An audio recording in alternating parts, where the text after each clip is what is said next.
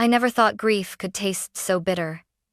My name is Madison Carter, and on the day of my billionaire father's funeral, I learned that death doesn't only steal the ones we love, it exposes the monsters left behind. As the church bells tolled, my stepmother Vanessa stood at the altar, her black veil hiding a smile sharper than any blade. With trembling hands, she waved a will in front of hundreds of mourners and announced that my father had left her everything: his empire, his fortune, and the crown jewel, our $9 billion mansion. Then, as if the coffin behind her weren't proof enough of our loss, she turned to me and my brother Tyler and ordered us out of our own home. The crowd gasped. Tyler's eyes filled with fear. But me? I laughed, because Vanessa had no idea what secret that mansion was hiding. The church was cloaked in silence, heavy with the scent of lilies and wax from the tall candles burning beside my father's coffin. I stood stiffly in the front pew, my hands clutching Tyler's trembling fingers. My younger brother leaned against me, his knuckles white, his lips pressed so tight they had lost all color. He was only 21, far too young to stand in the shadow of betrayal, but here we were, two children mourning a father while watching his legacy stolen in broad daylight. Vanessa walked slowly to the podium, her black dress sweeping across the marble floor. She was beautiful, in a cruel, calculated way. Perfect blonde hair, a diamond necklace that sparkled under the chandelier, and crocodile tears that slid down her cheek but never reached her cold, glittering eyes. She sniffled into a silk handkerchief, then raised a thick envelope. The sound of paper against the microphone echoed like a thunderclap. "My late husband," she said, her voice breaking just enough to sound rehearsed, "entrusted me with his final wishes. In this document, signed and notarized, Richard Carter bequeaths his estate, his companies, his fortune, and this mansion to me, his devoted wife. I am humbled by his faith in me." A murmur rippled through the congregation. Some gasped. Others exchanged looks of disbelief. Tyler's body stiffened against mine, and I felt his breath hitch. "No," he whispered hoarsely, almost choking on the word. "She's lying. Dad would never." I squeezed his hand harder, keeping my eyes locked on Vanessa. She wasn't finished. "From this day forward," she continued, her voice louder now, firm and commanding, "the Carter estate belongs to me. I will protect it, nurture it, and ensure Richard's vision lives on through my care." Her gaze swept the room before landing on me. The corner of her mouth curled into a faint, victorious smile. Then she pointed one manicured finger in our direction. "As for Madison and Tyler," she said sweetly, but every syllable dripped with venom, "Richard loved you both, but the future must be practical. You are no longer welcome at the mansion. The household will be reorganized immediately. Please respect his wishes." The words cracked across my chest like a whip. For a moment, the church tilted, the stained glass windows blurring in my vision. Tyler's knees nearly buckled. He clutched my arm, whispering, "Maudie, what do we do? She's throwing us out." "Behind us," guests muttered, scandal buzzing like wasps in the air. Some pitied us, others looked away, too cowardly to intervene. I raised my chin, forcing my lips into a cold smile. My heart thundered, fury burning in my veins, but I refused to give Vanessa the satisfaction of seeing me break. What she didn't know, what she couldn't even imagine, was that my father had been far wiser than she realized. He had left behind more than just a house or a fortune. He had left secrets, protections, truths hidden in places she would never think to look. So while my brother's eyes glistened with fear and the congregation drowned in whispers, I did the one thing no one expected. I laughed. The sound cut through the silence like shattered glass. Vanessa's smile froze, her eyes narrowing in suspicion. And in that moment, I swore to myself, she could wave her forged papers and lock every door in that mansion, but the Carter legacy would never belong to her. It belonged to us. As Tyler and I stepped out of the church, the cool Virginia air hit my face like a slap. Reporters waited at the gate, cameras flashing, their voices rising above the hum of traffic. "Miss Carter, is it true your stepmother now owns the estate?" I ignored them, holding Tyler's hand tighter as we pushed past the swarm. The black limousine Vanessa had ordered for us was nowhere in sight. Of course not. She hadn't arranged for our return, she had arranged for our exile. We stood abandoned on the church steps, our father buried inside, our so-called home stolen in front of us. Tyler looked at me, his eyes glassy. Maddie, do you remember when Dad used to walk us through the garden at night? The roses, the fountains. It never felt like just a house. It felt alive. His words pulled me backward in time. I could still see it, the Carter mansion rising from the hillside like a castle carved from light. $9 billion worth of marble, glass, and history. But, to me, as a child, it was never about the price tag. It was about Dad's steady hand on my shoulder, his deep voice reminding me, a home isn't built with stone, Madison. It's built with love, and it's your duty to protect it. I remembered running down the grand staircase, my shoes clicking against polished oak while Mom's laughter floated from the kitchen. I remembered Tyler at the piano in the music room, his small fingers fumbling at first, then soaring into melodies that made our parents beam with pride. That house held everything. The smell of Mom's perfume lingering in the halls, the echo of Dad's footsteps as he came home from late meetings, the crackling of the fireplace when storms battered the windows. It was a fortress of memories, a vault of love. And now Vanessa wanted to strip it all bare, turning roses into cold sculptures, family portraits into storage dust. She had no connection to that house. She hadn't bled for it, laughed in it, or cried under its roof. To her, it was a trophy. To us, it was our heart. Tyler's voice broke my thoughts. I can't lose it, matey. It's the only place that still feels like Mom and Dad. I crouched to meet his gaze. Listen to me, thank you. A piece of paper can't erase who we are. That mansion isn't just walls and windows, it's us, and I won't let her destroy it. His lips trembled, but a flicker of hope sparked in his eyes. We hailed a cab back toward the estate. As we approached, the mansion's pale stone walls gleamed under the sunset, tall windows reflecting fire across the gardens. For a moment, I felt the old warmth of home. But as the gates loomed closer, so did the shadow of guards in black suits. Vanessa had already stationed them there, like sentinels of her stolen kingdom. I pressed my forehead to the cool glass of the taxi window and whispered to myself, this is still our house. She can lock the doors, change the locks, even parade her forged papers.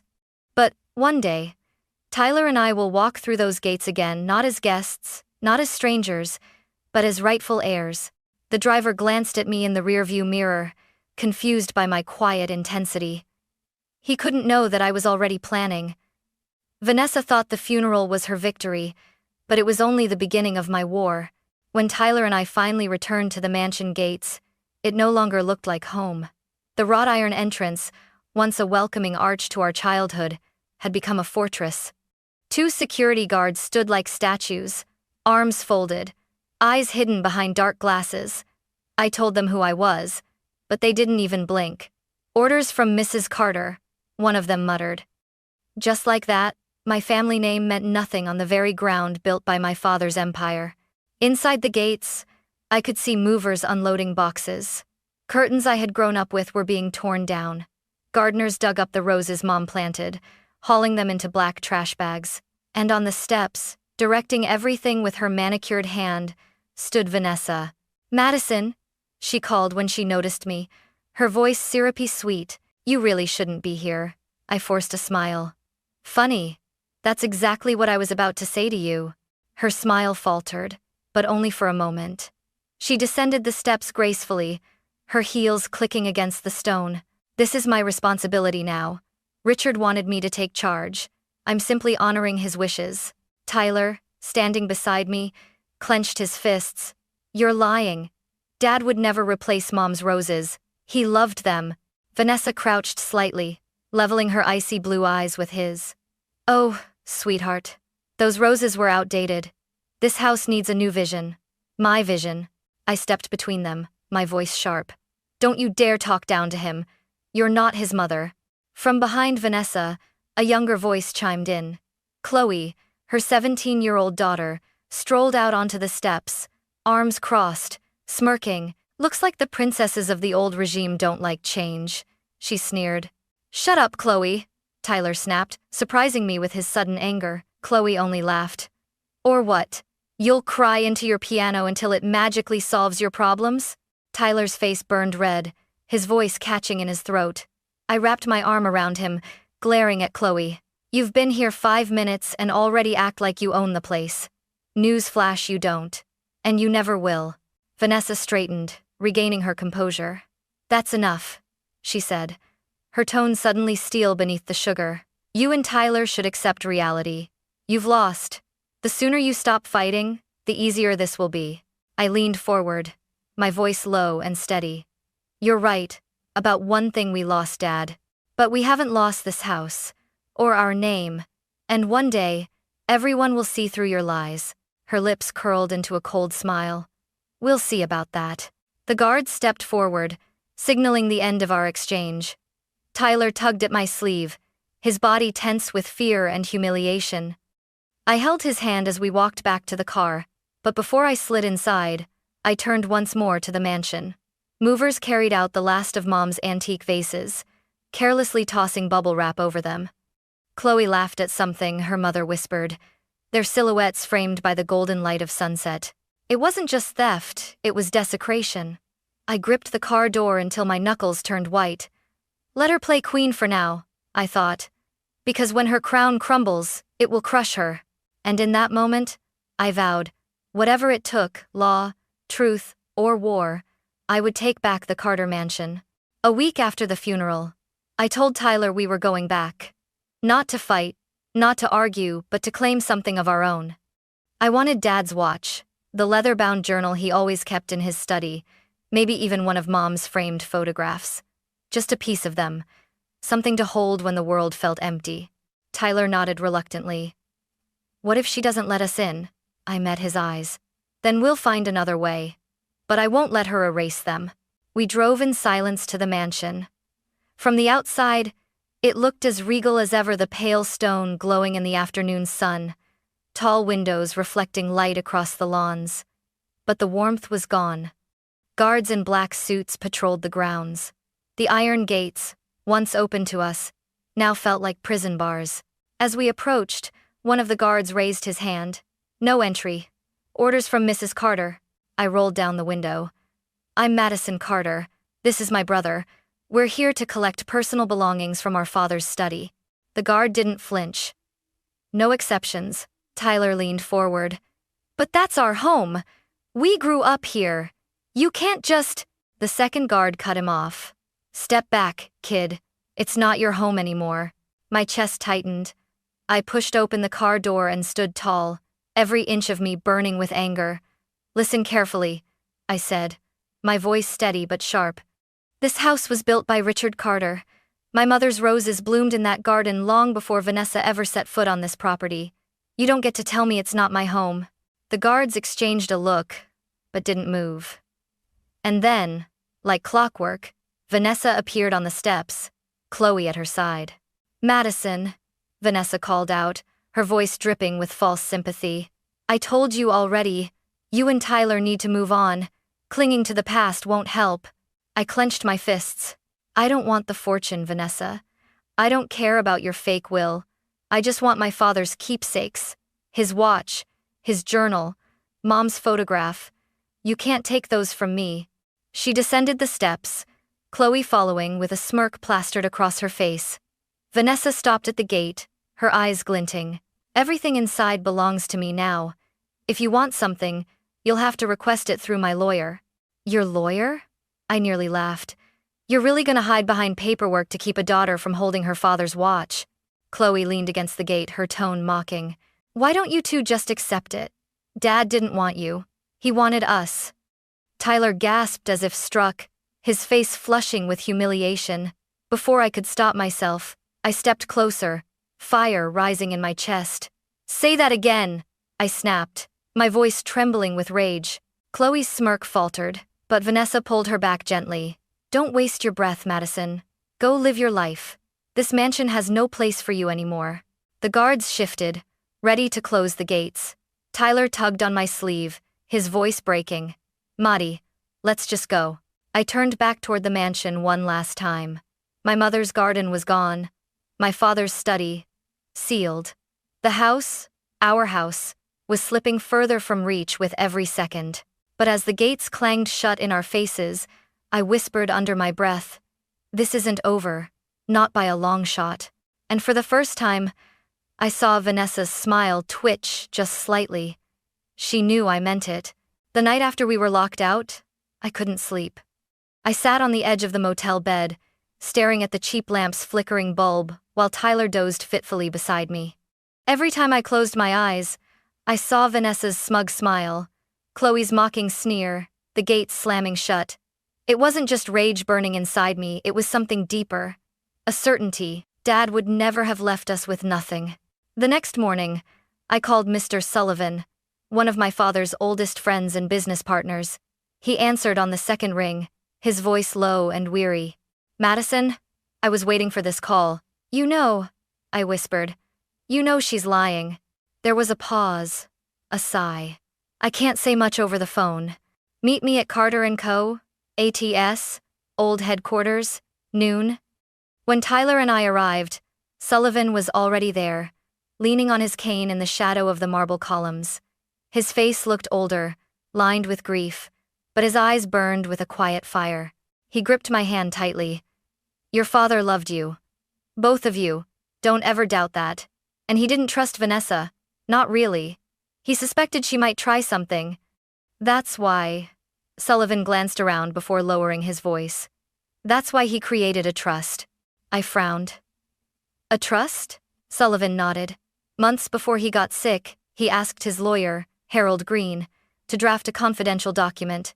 The mansion, most of the estate, he moved it into the Carter family trust. Its beneficiaries were you and Tyler." My heart slammed against my ribs. "So all this time, Vanessa's been waving around a fake will? Or one signed under pressure?" Sullivan said grimly. "Either way, it doesn't override the trust. If you can find it, if Green still has the records, you'll have proof." Tyler's voice trembled. "But why didn't Dad tell us? Why keep it secret?" Sullivan's gaze softened. "He wanted to protect you. He thought if Vanessa didn't know, she couldn't tamper with it. But she's clever. She fired most of the old staff, hired her own lawyers. I fear she might have tried to bury it." I clenched my fists, a surge of hope mixing with fury. "Then we dig it back up." Sullivan placed a hand on my shoulder. "Be careful, Madison. Vanessa won't go down quietly. She has money, connections, and she's ruthless. But remember, Richard trusted you. That's your strength." All as we left the headquarters, Tyler grabbed my arm. "Matey, if this is true, everything changes. She can't touch the mansion.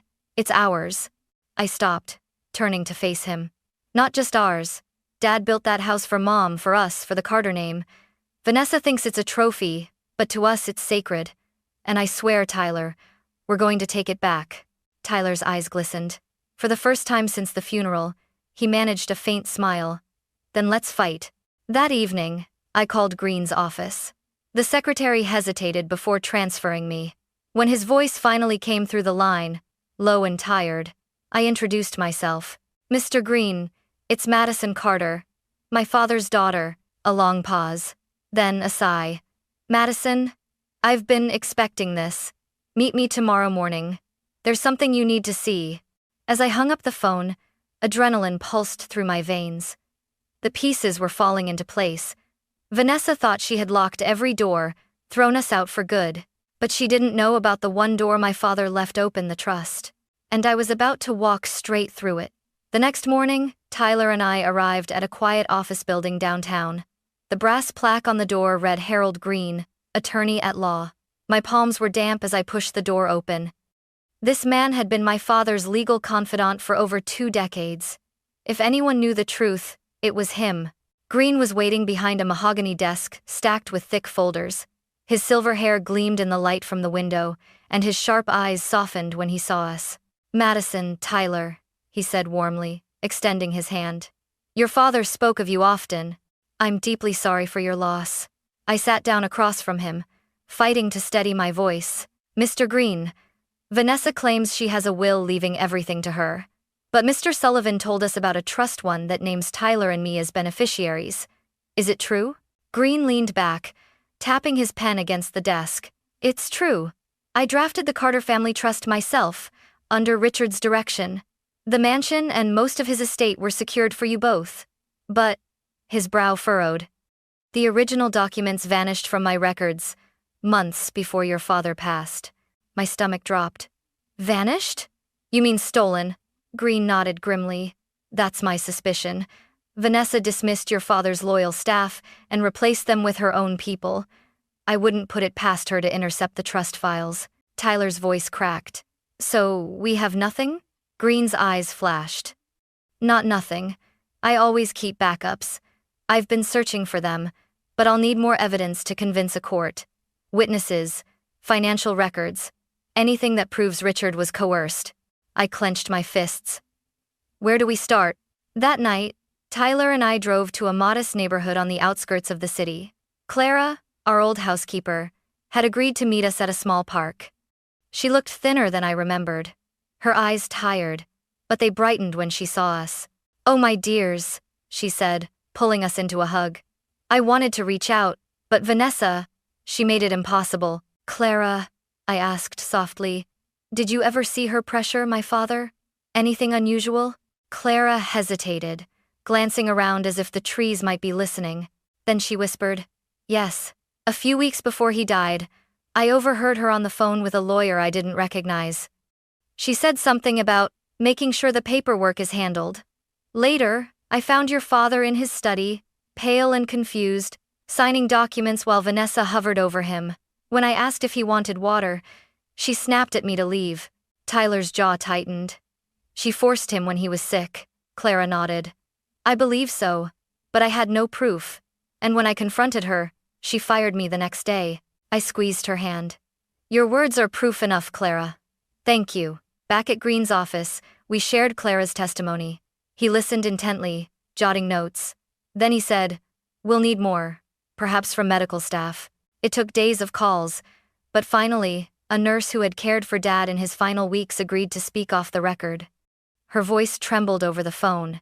Your father was weak, sometimes barely conscious, yet Vanessa always brought stacks of papers, insisting he sign them.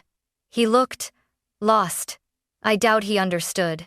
When I hung up, Tyler's eyes were wide with both fear and hope. That's it, Maddie. We're building a case. I looked at him, my heart pounding. No, we're building a war, and Vanessa has no idea what's coming. The courthouse smelled of polished wood and cold air conditioning, but to me it was the scent of battle. Tyler sat beside me at the plaintiff's table, his leg bouncing nervously. Across the aisle, Vanessa and Chloe sat in sleek black suits, their lawyer a sharp-jawed man named Whitaker shuffling papers like he was dealing cards at a rigged game. Vanessa's expression was pure serenity, a performance perfected. Chloe chewed gum with lazy defiance, her eyes locked on Tyler as if daring him to look away. I squeezed my brother's hand. Whatever happens, we fight to the end. He nodded, swallowing hard. For Dad. For Mom. When the judge entered, everyone rose. My heart thundered, but I kept my shoulders square. This was it, the moment we had been crawling towards since the funeral. Whitaker opened with a smooth, rehearsed voice. Your Honor, the evidence is clear. Richard Carter, a man of sound mind, left his entire estate to his wife, Vanessa Carter. The will is notarized, witnessed, and valid. The children, though grieving, are unfortunately misled by emotions. They wish to contest a document that represents their father's true wishes. He handed the will to the judge, who glanced at it briefly before setting it aside. Then Green rose, his voice calm but firm. Your Honor, what my colleagues across the aisle fail to mention is that this so-called will emerged only after Richard Carter's health deteriorated. We have multiple witnesses testifying that he was weak, sometimes barely conscious, and that Vanessa controlled every interaction during his final weeks. He gestured to me. My stomach flipped, but I stood tall and walked to the witness stand. Miss Carter? Green began gently. Can you tell the court what happened at your father's funeral? I took a deep breath. Vanessa produced this will in front of hundreds of people, claiming my father left her everything. Then she ordered me and my brother out of the house we grew up in. No mementos, no keepsakes, nothing. Just grief and humiliation. Gasps rippled through the gallery. I could feel Vanessa's eyes burning into me, but I refused to look her way. Green pressed on. Did you believe, based on your father's values and your relationship with him, that he would disinherit you? I steadied my voice. Never. He taught us integrity, responsibility. He always said the mansion wasn't about wealth, it was our family's heart. He would never give it all away to someone who married him late in life. Whitaker stood abruptly. Objection. Speculation. The judge nodded. Sustained. Stick to facts, Miss Carter. I swallowed and sat down, but my gaze met Tyler's. His hands shook, yet his eyes glimmered with resolve. Next, Clara testified. She described Vanessa's rage, the night she caught my father signing papers while barely awake. Then the nurse's testimony echoed through the courtroom like a dagger. He didn't even know what he was signing.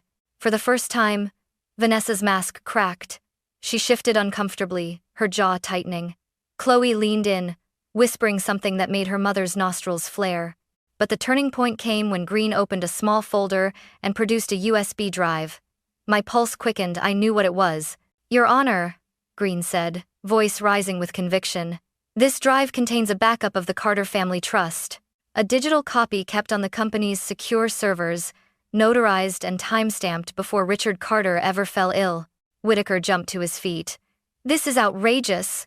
Unverified, the judge held up a hand. We'll examine it. End of. The clerk plugged the drive into the court's projector. Words appeared on the screen. Carter Family Trust Agreement. Beneficiaries. Madison Carter and Tyler Carter. My breath caught. Tyler squeezed my hand so hard it hurt. The judge leaned forward, reading silently before speaking. This appears legitimate. Notarized, dated 18 months before Mr. Carter's death. Green's voice thundered. This trust supersedes any subsequent will, especially one created under duress. Richard Carter's true intention was to secure his children's inheritance, not hand it all to Vanessa. The courtroom erupted in whispers. Vanessa shot to her feet, her composure shattering. No! She screamed, her voice echoing off the walls. This is mine. Richard promised me everything. He loved me, not them. Her words sliced through the air like broken glass. Chloe tugged at her arm, hissing, Mom, stop. But Vanessa's fury spilled over, her mask gone. I stood, my own voice cutting across the chaos. You didn't just steal our father's house. You stole our last moments with him. You poisoned his final days with lies and greed. That's something you'll never wash off, Vanessa, not with all the diamonds in the world. The gallery murmured louder, some even clapping before the bailiff barked for silence. The judge banged his gavel. Order! Order in the court! He waited until the room settled, then turned his stern gaze toward Vanessa. The evidence is clear.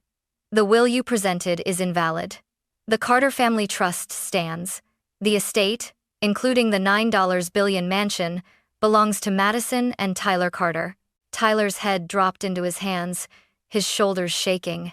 I reached for him, pulling him into my arms. My own tears blurred the courtroom lights, but they weren't from grief anymore, they were from victory, from justice. Across the aisle, Vanessa collapsed into her chair, pale and trembling. Chloe sat frozen, her gum gone, her smirk vanished. As the judge's gavel struck one final time, I felt the weight lift from my chest. For the first time since Dad's death, I could breathe again. And I knew this wasn't just a legal win. It was a war won for Dad, for Mom, for the Carter name. The day after the verdict, Tyler and I stood once more before the mansion gates. This time, they opened wide. No guards blocking us, no Vanessa smirking from the steps. Only silence, and the creak of iron as the gates swung inward like they had been waiting for us all along. I stepped onto the stone path, my heels clicking against the ground I had once run barefoot as a child. The mansion loomed above, sunlight dancing across its pale walls. For the first time in months, it didn't feel like a battlefield. It felt like home. Inside, dust hung in the air. The movers had left half-finished boxes and broken memories. Mom's portraits had been shoved into storage rooms, Dad's study stripped bare. Tyler wandered into the music room, his fingers tracing the piano keys. A soft melody drifted through the air, shaky at first, then steady, filling the house with something it had been missing for far too long: life. I walked into Dad's study, my heart heavy. On the desk, hidden beneath stacks of discarded papers, I found it, his leather-bound journal. Inside were pages of notes, memories of Mom, advice for us, and one line written in his bold handwriting: "Protect them, always. They are my legacy." My throat tightened. I clutched the book to my chest and whispered, "I will, Dad. I promise." Tyler appeared in the doorway, his eyes wet. "So, what now? Do we live here again?"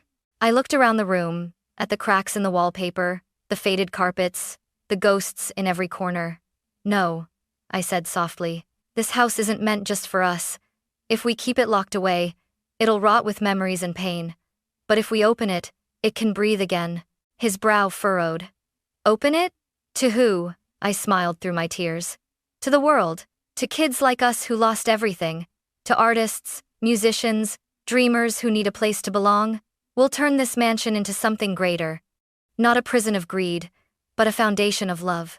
The Carter Foundation House." For a long moment, Tyler just stared at me. Then he laughed quietly, shaking his head.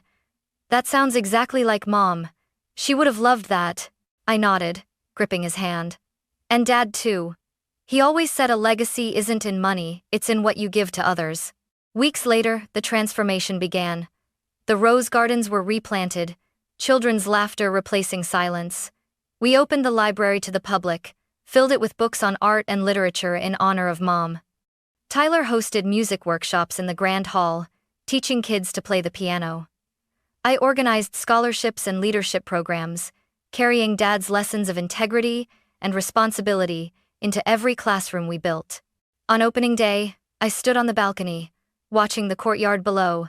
Dozens of children played tag where Chloe once sneered at us. Volunteers painted murals on the walls. Tyler sat at the piano, guiding a little boy's fingers across the keys. The house was alive again, not with money, but with meaning. I closed my eyes and felt the sun on my face. In the breeze, I swore I could hear Mom's soft laugh, Dad's steady voice. "Protect them, always." I whispered into the wind. We did it. We kept the promise. When I opened my eyes, Tyler stood beside me, Dad's journal in his hands. He looked stronger now, his shoulders squared, his smile real. "We turned the mansion into something they'd be proud of," he said. I placed my hand on his shoulder. "No, Tyler. We turned it into something we can be proud of, too."